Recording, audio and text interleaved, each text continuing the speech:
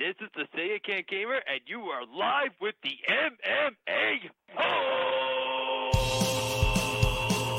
Mixed Martial A-Holes! MMA Holes, MMA Holes, MMA Holes, MMA Holes, MMA Holes. You like to be a mixed martial A-hole. MMA holes, MMA holes, MMA holes, MMA holes, MMA holes. Boom, boom, boom, boom. No way. From the Queen Studios of New York, Peppa Pig KO's Bellator 206, UFC 229 Fight Week, Ryan Castro live with the MMA Holes.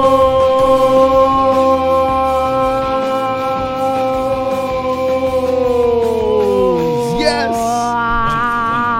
Wonderful, wonderful. Holes. There it is. Ladies and gentlemen, boys and girls, it is Monday. We are here. We are live. The best place on earth, the MMA Holes, and we have a swole, sexy show for you tonight. Yeah. So strap in, strap on. It's going to be a bumpy ride, Jesse. Or it's very smooth flowing. Or yeah, we'll find out. It's wonderful, wonderful. Hope everyone inside the cell phone is wonderful, wonderful, and we are going to start this show off with a bang. That's right. Bellator happened this weekend. We're going to talk you through that. Peppa Pig ruined Bellator for some people, not for us, but for some people. And tonight, live on the MMA Holes, we have swole, sexy Ryan Castro. And here he is. Ryan Castro, welcome to the show. Thanks for having me, guys. Appreciate it. Anytime. So now, okay, Bellator is a big topic right now, and it's fitting to have a Bellator fighter live on this show. We met you at Triton Fights, the last event over there, and I tell you what, a banging organization. You fought for them multiple times, and now you are making your second pro fight for Bellator. How does it feel to step inside that circular cage? Well, I don't know how that'll feel just yet. I don't really have many emotions or feelings towards it. I'm just ready, man. I've been in the cage and competition multiple times. This will be my 18th bout.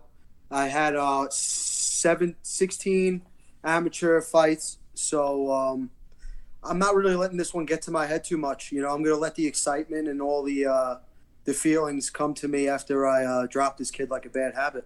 Now, you know? we were looking back at your record over here. I'm going to pull up the Tapology for the people. And, yeah, when you say you had a lot of amateur fights, man, you really have been around. You were on a 5-fight win streak, Ami, going into pro. Why did it take so long to go to pro? Did you want to make sure you did it right? You were ready to be pro? What was the path? Well, this is a brief summary of it. When I started the scene, there was 3 fights previous to what Tapology has recorded. So I started off with a 5 or 6 fight win streak. I went in real hot. I served up at the time. It was a brown belt out of Sarah's James Gonzalez. That's my first registered fight on Tapology, and I had a great fight with him. And prior to fighting him, when I cleared out the first 3 fights, I thought I was ready. I went the distance with him, and then I saw some different looks, so I said, you know what, maybe I got to start mixing up my opponents and, getting a little bit uncomfortable. Then I had my first loss. I fought a gentleman by the name of Sam Watford, who went on to fight for Bellator after fighting me. I came back. I won a fight that's not registered on Tapology.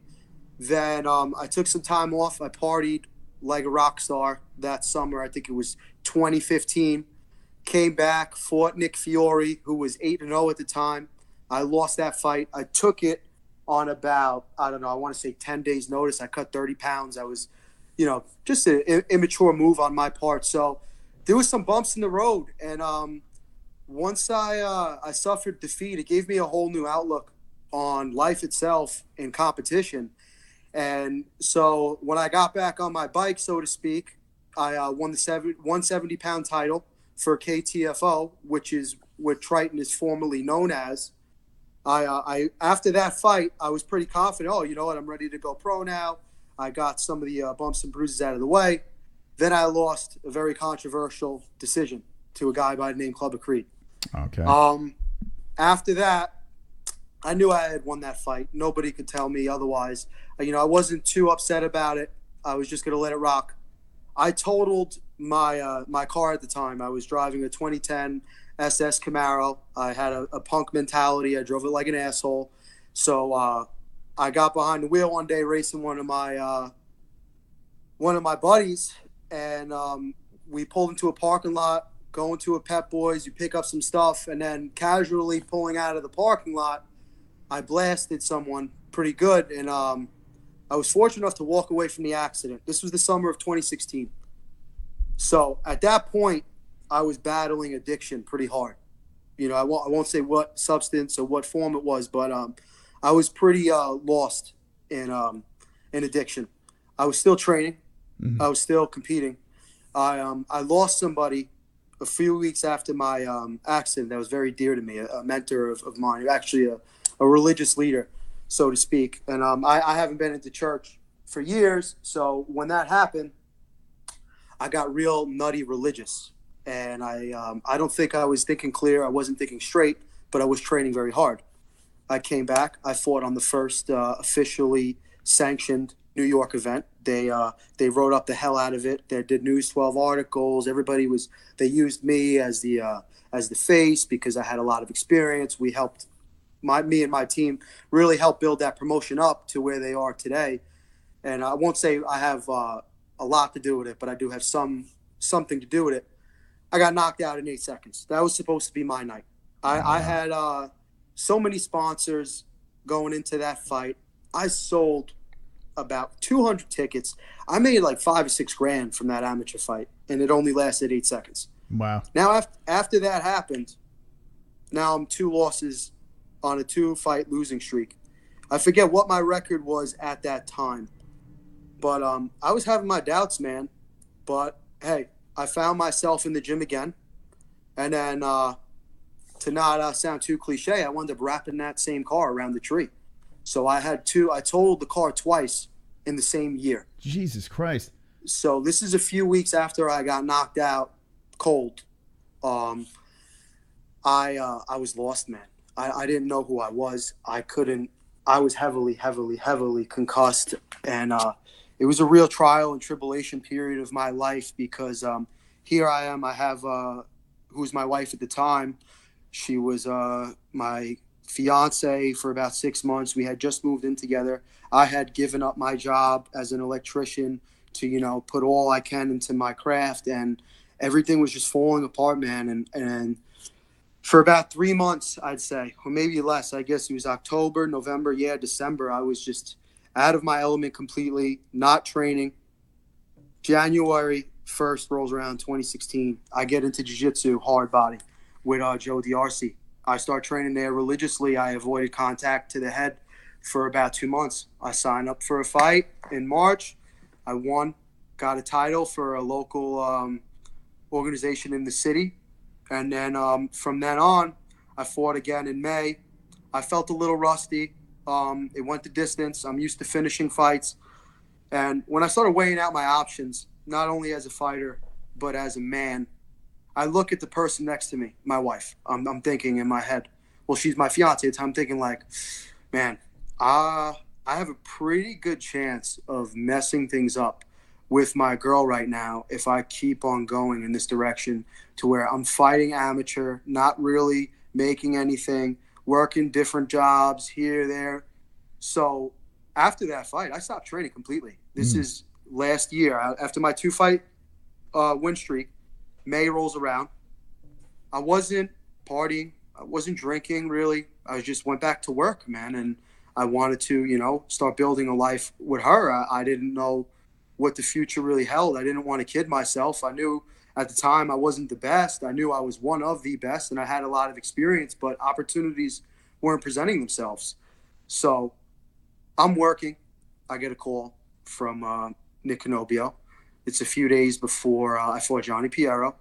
He's like, hey, man, we had somebody pull out. can you fight? What weight? I was like, dude, I'm like 190 right now, man. I'm like, whatever weight you could give me, I'm like, fuck it. I'll roll in there and make this shit happen. I mean, I always got fight in me. If I'm not fighting in the ring, I'm fighting on the street.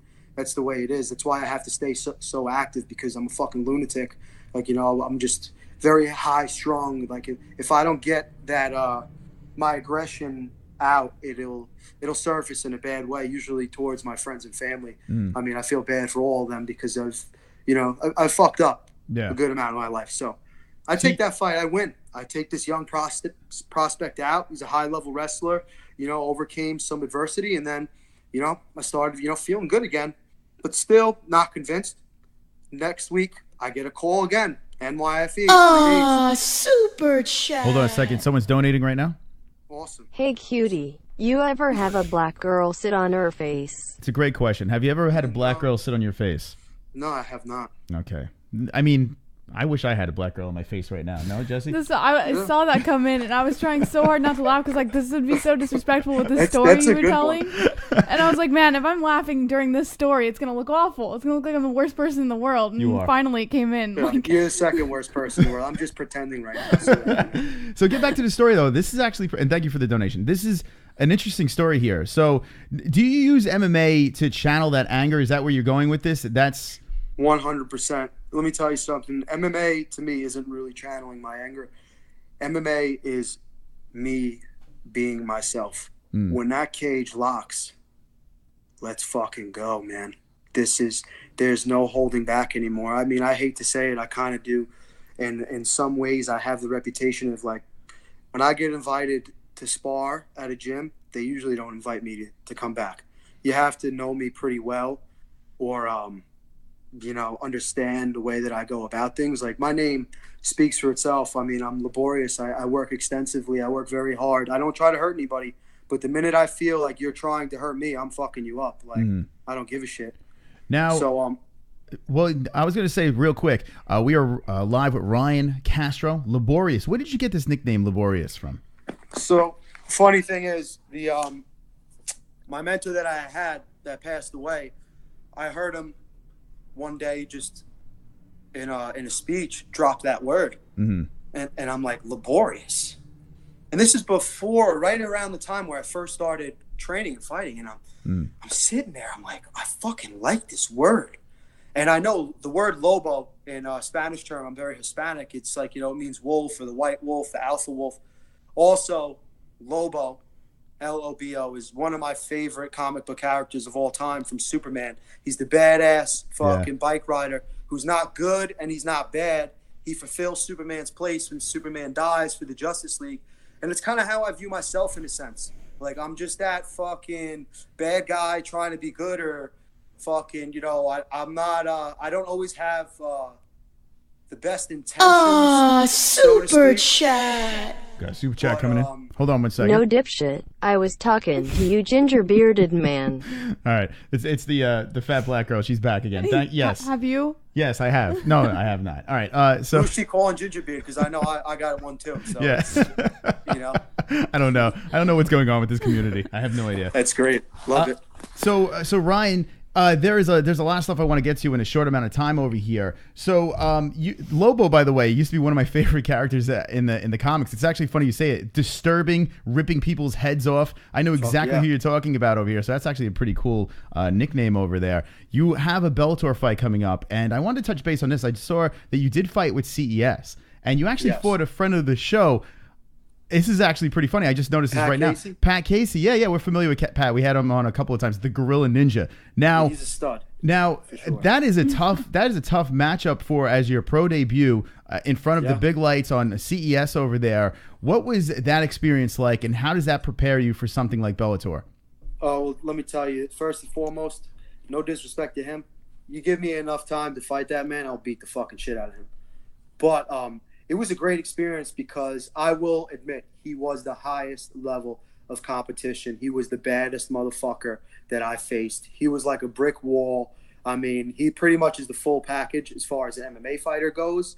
But, man, I wasn't prepared for that fight, and he couldn't take me out. I stood in front of him toe-to-toe. We exchanged, and he had the more well-rounded approach to it. And after dealing with that kind of pressure that he brings and that strength, it really did level me up in a serious way. You know what I mean? It's like, cause if I'm in there banging out with Pat Casey, if he couldn't take me out, and I know that I have his respect and he knows I'm a warrior, but you know, it definitely elevated me to a new place. And hey, and after that fight, I was still, you know, very skeptical about what I was doing. I felt like I made an amateur mistake at the pro level, and I didn't want that to happen again.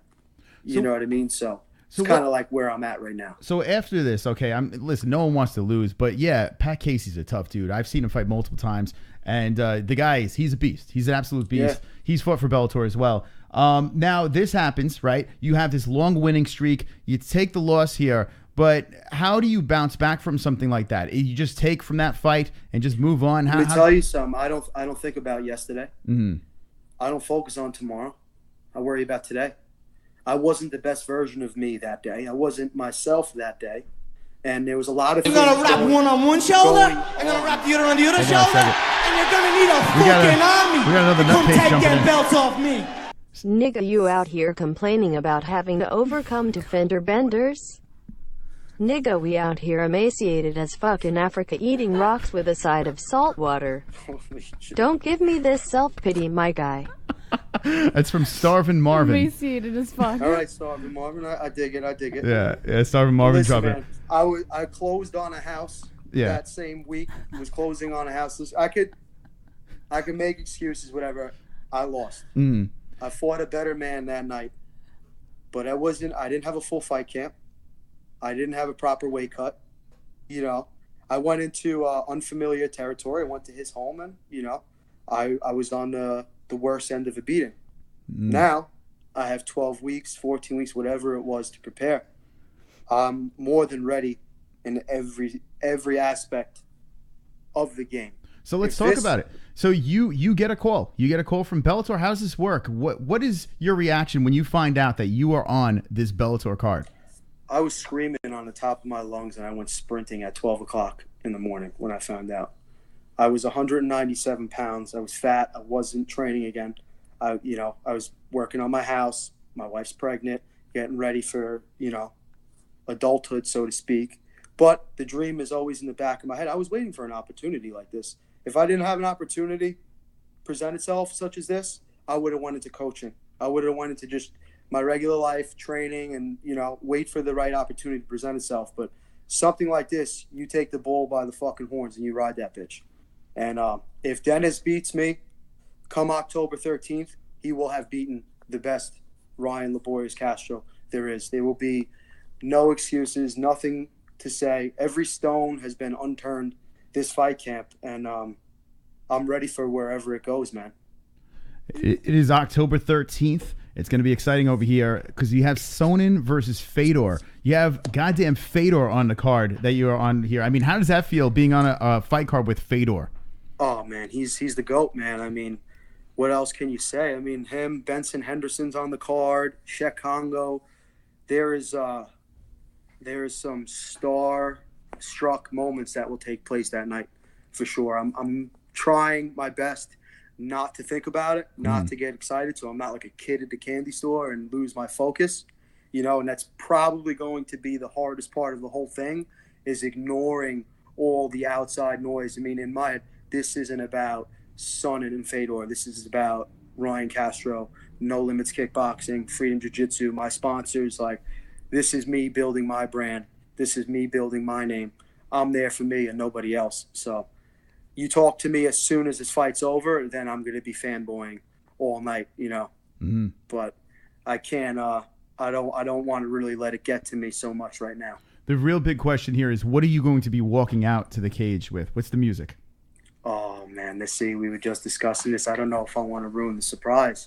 Well, here's the place to do it. If you're going to ruin it, this is the place to do it. I will say it's something very dramatic, something very familiar to people. Hold on, I could if I pull it up, I might lose you guys. All right, so I'm not exactly sure what the name is, but it's pretty epic. All right, there you go. All right, is it going to be rock? Is it going to be hip hop? What are we looking at? Metal? Heartfelt. Country? No. Opera? Operatic. Really? No kidding. Yeah. Do you find do you find walking out there to go to a fight, do you find that you need heart-pumping music, or do you need something more soothing, melodic?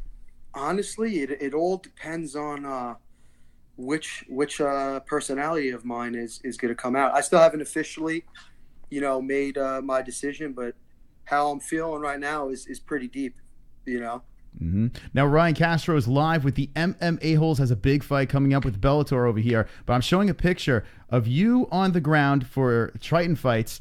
You are waving at the camera over here. There's a man trying to choke you out, and you're just having a grand old time. Well, can you explain what's going on in this picture? That's me having a good time. That's me in my element right there, man. I just, that was a great fight for me. I just came back from my honeymoon, just got married. I already beat up this kid's friend. I just didn't feel threatened by him at any way, shape, or form. I to be honest, I really wasn't even training, and you could see it in the way that I look physically. If you look at the pictures of me before and after the fight and look at me now, I'm a totally different person. I was fighting up a weight class. But, man, when I'm in there, I'm me. I'm having a good time. I don't really take it all that seriously. Mm-hmm. Well, so that's what that was. I think that's what it's all about, right? Having fun in there. I mean, you got to love what you do, right? You have to love it. And if it means beating someone up, so be it, right? Or getting beat up. Mm-hmm. Ryan Castro, live with the MMA Holes. A pleasure to have you on here. Now, the fight is coming up, Bellator, Chael Sonnen versus Fedor, but it doesn't matter. October 13th, it's going down with this man over here, Laborious, will be doing some work. Do you have any predictions in this fight? My prediction is I'm taking him into deep waters, and he's going to feel fire down there. Now, I won't say what or when, but I'd be very surprised if it goes the distance. There you go. All right, and do you have any predictions for the goddamn Giants? I'm a huge Giant fan myself, for God's sakes. This is ridiculous. Breaking my heart, man. You got to wear the hat proud regardless, right? Yeah, I am, man. I won't take it off. I think I have some optimistic feelings towards them, but I do feel like we still have a lot of building to do. Mm-hmm. Of course, with our O-line, and I'm kind of hoping that we have a year like last year again, just so that we could keep on getting these picks and build a team. Yeah. Because the way it's looking right now, it doesn't look like a Super Bowl winning team. Yeah, I agree. It's just give up. it's painful. That offensive line. Sometimes you got to be that way. You know what I mean? Yeah. Khabib or Conor? This big fight this weekend. I'm gonna say Khabib, man, by a fucking long shot. There you go, Khabib for the win. all right, so now I want you to do. We have Jesse has a couple of questions from the chat, and we're gonna wind this thing up. And shout out to Tiger Life Energy. I noticed that you're rocking the Tiger Life constantly over there. Sir. Shout out to Tiger Life Energy. Would you like to say anything about that product? Because we have nothing but good things to say. Oh man, I drink a bit too much of it. Probably about 4 or 5 of them today, just because I can't get enough of it. But man, it's just. There's nothing better as far as energy goes. It's clean. You don't get the jitters. It's got a good taste. It mixes phenomenally with any alcohol. I'm very much looking forward to mixing it up with some vodka and tequila after my fight.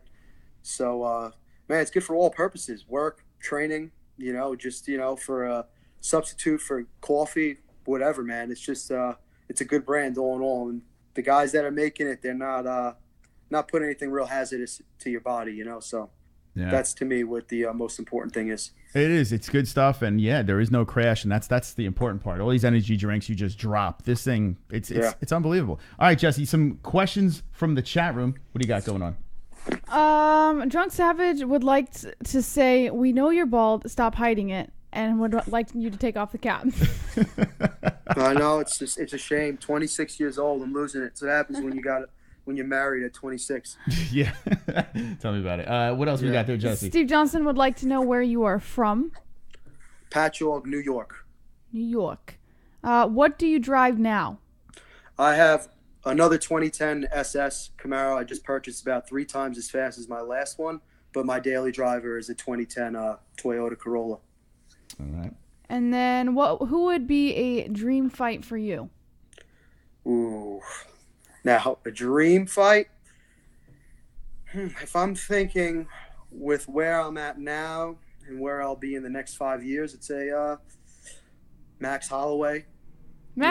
Something like that. Not like one of the top, like Brian Ortega. You would go with Max Holloway? I don't think Ortega's gonna take Max, to be honest.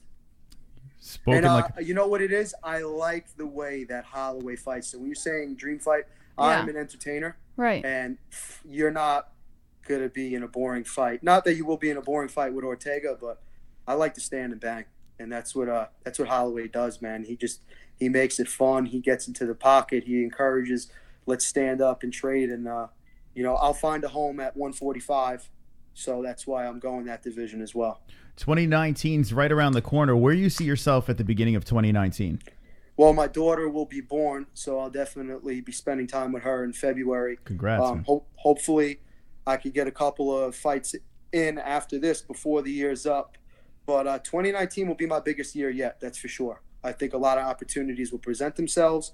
In a perfect world, I'll be signed to Bellator and on my way to another fight with them.